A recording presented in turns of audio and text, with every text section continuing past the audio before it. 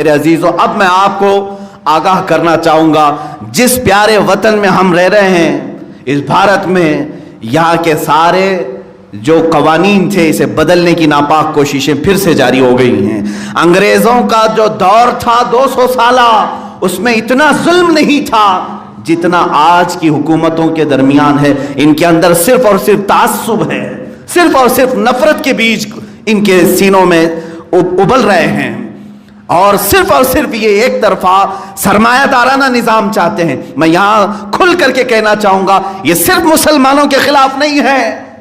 آج جو حکومتوں پر بیٹھے ہیں لوگ ان کو اس طرح سے پیش کر رہے ہیں، بلکہ وہ مدعا حاصل کرنا چاہتے ہیں ہم اینٹی مسلم ہیں۔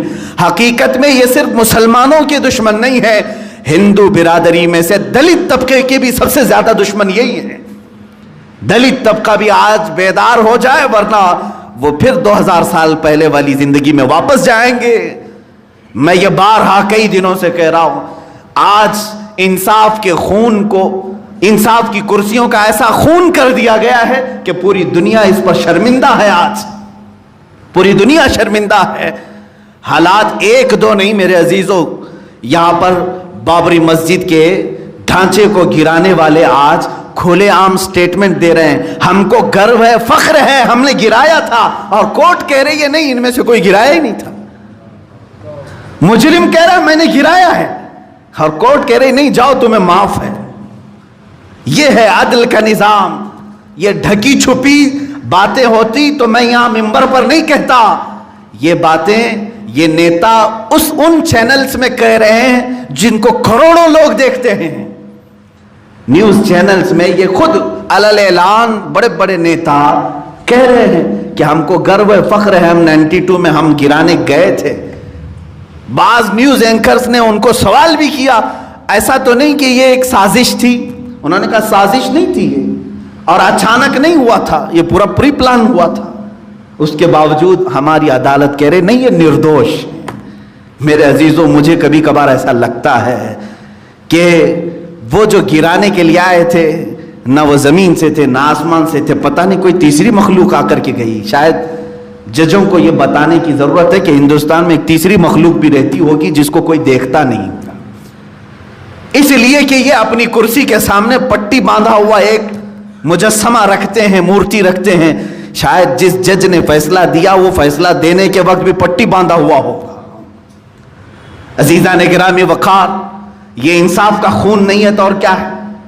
جنہوں نے دیکھا ڈیمولش ہوتے ہوئے وہ آج موجود ہیں، جو فوٹو لے رہے تھے وہ آج موجود ہیں، جو ویڈیو بنا رہے تھے وہ آج موجود ہیں، اور جو وہاں پر سٹیج لگا کر کے بھڑکا رہے تھے وہ بھی موجود ہیں۔ اچھا وہ انکار کر رہے ہیں؟ انکار بھی نہیں کر رہے ہیں، کہہ رہے ہیں کہ ہاں ہم نے کیا ہے۔ اتر پردیش کے سی ایم نے بھی علل اعلان کہا کہ یہ ایک بہت گرو کا کام کیا گیا تھا 92 میں۔ واہ ہماری عدالت کو دیکھیں، یہ ہماری عدالتیں ہیں آج، یہ خود کہتی ہیں کہ نہیں یہ نردوش ہے، ان میں سے کوئی بھی ایک بھی مجرم نہیں ثابت ہوا۔ عزیزان گرامی وقار، تاریخ کے پورے داستانوں میں ڈھونڈ کر کے نکالو، اتنا بڑا ظلم کہیں نظر نہیں آئے گا۔ میں ایک چیف جسٹس کی رپورٹ پڑھ رہا تھا سپریم کورٹ کے، انہوں نے یہ لکھا ہے کہ اب 90% سپریم کورٹ کے جج انہی لوگوں کو رکھا جا رہا ہے جن کا حکومت سے گہرا تعلق ہو، جبکہ عدلیہ کے نظام میں یہ ہے کہ جمہوریت میں قاضی کو مکمل اختیار ہونا چاہیے، منصف کو اور جج کو اس کے اوپر کسی کا دباؤ نہ ہو، نہ پرائم منسٹر کا نہ صدر جمہوریہ کا، وہ آزاد ادارہ ہونا چاہیے۔ یہ جمہوریت میں ہے، ڈیموکریسی کے اصول میں موجود ہے کہ آزاد ادارہ ہے عدلیہ، اس پر کسی کی پابندی نہیں ہونی چاہیے۔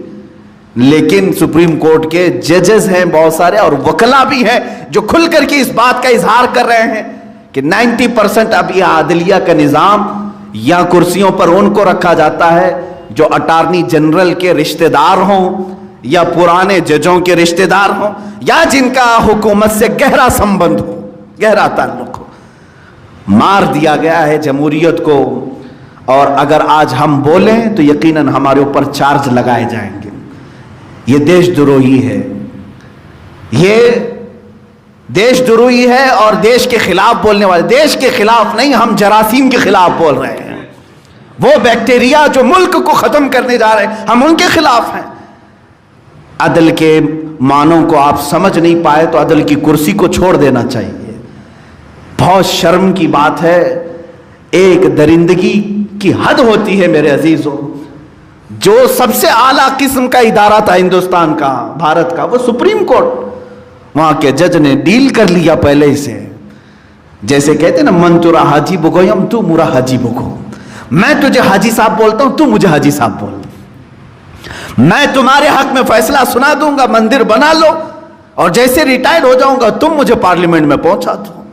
हुआ कि नहीं हुआ? और दुनिया देख रही है। लेकिन हैरत की बात यह है मेरे अजीजों, अब भारत की जो पब्लिक है, हिंदुस्तान की पब्लिक है, हिंदुस्तानी अवाम है, इनके अंदर अब वो जज्बे नहीं रह गए। ये जुल्म को सहने की आदत डाल चुके हैं। अगर जुल्म को सहने की आदत डाल चुके नहीं डाले होते तो इतने सालों तक खामोश बैठे भी नहीं होते। ये तो मस्जिद के मामले को ये उठा करके यूं कहेंगे ये हिंदू मुस्लिम है, कि भड़काऊ भाषण देते, इनकी बात ना सुनो। मेरे अजीजों, आओ मस्जिद को एक तरफ रखो। अल्लाह ताला ने पूरी रोए ज़मीन को हमारे लिए मस्जिद बनाया है। हम जहाँ चाहे सजदा कर सकते हैं। ज़मीन का पाक होना ज़रूरी है। तुम एक मस्जिद गिराए हो, लेकिन सजदों की तड़प तो हमारे पेशानियों से छीन तो नहीं सकते। तुम 1000 मंदिर बना लो। क्या कभी राम ने अपनी तालीमात में यह कहा है? तो मुझे साफ बता दो कि हर जगह जहाँ जहाँ मस्जिदें हैं उसे ढा करके हमारी मूर्तियाँ बनाओ। कहीं हिंदुओं की तालीमात में से ला करके दिखाते? कहीं ला करके दिखाते? राम को जिस तरह से पेश किया जाता है वो तो है ही नहीं जो तुम आज पेश कर रहे हो। हिंदुओं की तालीमात में भी कहा गया है जुल्म को खत्म करने वाले का नाम राम था। तो क्या यही है? जहां पर जुल्म की बुनियाद रखी जा रही है वहां मूर्ति रखी जा रही है, तारीख रखी जा रही है। मैं सेकुलर किस्म के हिंदुओं से यह सवाल करूंगा, बल्कि आज भी मुझे मालूम है हिंदुस्तान के लाखों नहीं करोड़ों हिंदू इस बात के कायल नहीं हैं कि मंदिर किसी मस्जिद को डेमोलिश करके नहीं बनाना चाहिए। इसी तरह मस्जिद किसी मंदिर को ढा करके बनाने की इस्लाम भी इजाजत नहीं देता। मैं इससे पहले भी कहा, आज भी बैतुल मुकद्दस के करीब फिलिस्तीन में चर्च बाकी है, जो हजरत उमर फारूक रज़ियल्लाहु ताला अन्हु के जमाने में पूरा फिलिस्तीन फतह हो चुका था। चाहते तो आप चर्च को खत्म कर देते। आज तक चर्च मौजूद है, आज तक मौजूद। ईसाइयों ने हजरत उमर फारूक से कहा भी कि आप अंदर आए, नमाज पढ़ लें।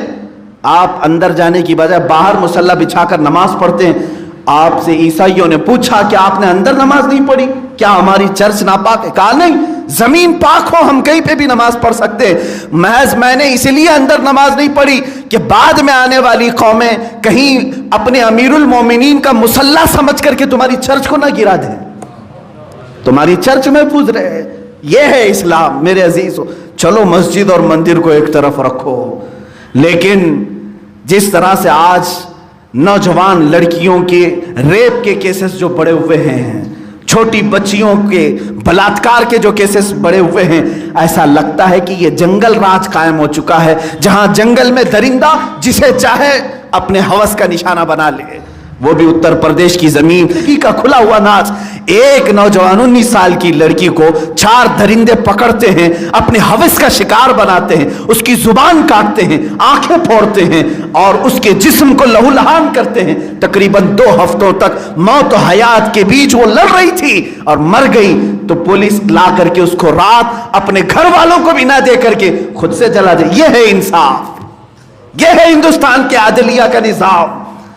इसीलिए मेरे अजीजों, मैं जज्बात में अगर कोई बात कह रहा हूं तो सिर्फ इसीलिए कि हम उस जमाने में आ चुके जहां अदल की तरफ से हमें अब कोई तवक्को बाकी नहीं रही, उम्मीद बाकी नहीं रही।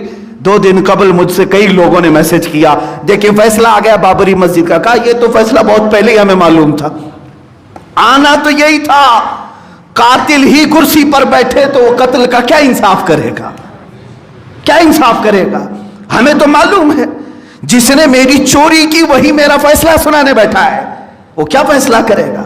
हमें तो पहले से मालूम था। लेकिन आज जो दर्द है हमारे दिल का, वो इंसानी जानों की इस तरह के बलात्कार और हत्या, मर्डर, सुसाइड, ये तमाम जो मामलात कसरत से बढ़े हुए हैं, इसके लिए आज मेरे अजीजों بیدار ہو جاؤ اور اپنے اپنے ذہنوں کو پھر سے تازہ کر لو. آج بھی کچھ مسلمان اپنے معاشرے میں وہ ہیں جو نفاق کے بیج ان کے اندر آ چکے ہیں. وہ کہتے ہیں آج اپنی جماعت میں سے کچھ لوگوں کو اگر کوئی مولوی بھی جھنڈا اٹھا کر کے ان کی جے جے کرتا ہے, لعنت ہے تم پر, اللہ کی بارگاہ میں تمہیں بھی کھڑا ہونا ہوگا. تم شیطان ہو اپنی جماعت کے, تم شیطان ہو اپنی جماعت کے جو حکومت کی ہاں میں ہاں ملاتے ہو. میرے عزیزوں, اولیاء کاملین جو تصوف کی کتابوں میں آپ دیکھیں, صوفیاء حضرت فضیل بن عیاض رضی اللہ تعالیٰ عنہ, غالباً یہی بزرگ ہے, خلیفہ ہارون رشید کوئی ظالم بادشاہ نہیں تھا, لیکن خلافت سیاست ہاتھ میں تھی. بلوایا, اس کی عادت تھی خلیفہ ہارون رشید کی, جو بھی بزرگ ہیں بلا کر کے دعا لیتا تھا, کہتا کچھ نصیحت فرمائیں, کچھ نصیحتیں فرمائیں. فضیل بن عیاض کو بلایا, جب بادشاہ بلائے تو جانا ہی پڑے گا. گئے, کہا کہ آپ کچھ نصیحت فرمائیں, کچھ دعا فرمائیں. نصیحت فرمائی, دعا کیا. وہ وظیفے دیتا, کچھ نذرانے دیتا, آپ نہیں قبول کرتے تھے. بادشاہ نے پوچھا کہ فضیل بن عیاض سے کوئی اور حاجت ہے آپ کی تو بتا دیں. یہ اس زمانے کا خلیفہ جس کے انڈر میں کئی ممالک, کئی ریاستیں آتی تھیں, بنو عباس کا یہ خلیفہ, مشہور زمانہ خلیفہ ہارون رشید. پوچھا کہ کوئی حاجت ہو تو بتا دیں. فضیل بن عیاض نے کہا میری ایک حاجت ہے, آپ پوری کریں گے, وعدہ کر دیں. کہا میں وعدہ کرتا ہوں, میرے اختیار میں جو ہوگا میں پوری کروں گا. فضیل بن عیاض نے کہا میری صرف ایک حاجت ہے کہ میں جب تک زندہ رہوں دوبارہ کبھی مجھے دربار سیاست میں نہ بلایا جائے, مجھے دربار خلافت میں نہ بلایا جائے, بادشاہ کے حضور نہ بلایا جائے. یہاں کچھ وہ لوگ ہیں جو اپنی روٹیاں سیکھنے کے لیے وہاں بادشاہ وقت کے قدموں میں جا کر کے بیٹھتے ہیں. ایسے کوفیوں کو بھی پہچانو اپنی جماعت میں سے. عزیزان گرامی, جب انصاف کا خون ہو رہا ہے تم ظالموں کے ساتھ کھڑے رہو گے. ایک بات یاد رکھ لینا, آج درندگی کی حدوں کو پار کر لیا جن لوگوں نے, یہ یزید سے بھی بدتر لوگ ہیں. یہ وہ لوگ ہیں جو پورے کے پورے اسلامی ڈھانچے کو ختم کرنے کی کوشش کر رہے ہیں. آج ان لوگوں کے ساتھ جو کھڑا ہوگا وہ یقیناً اپنی جماعت کا منافق ہے.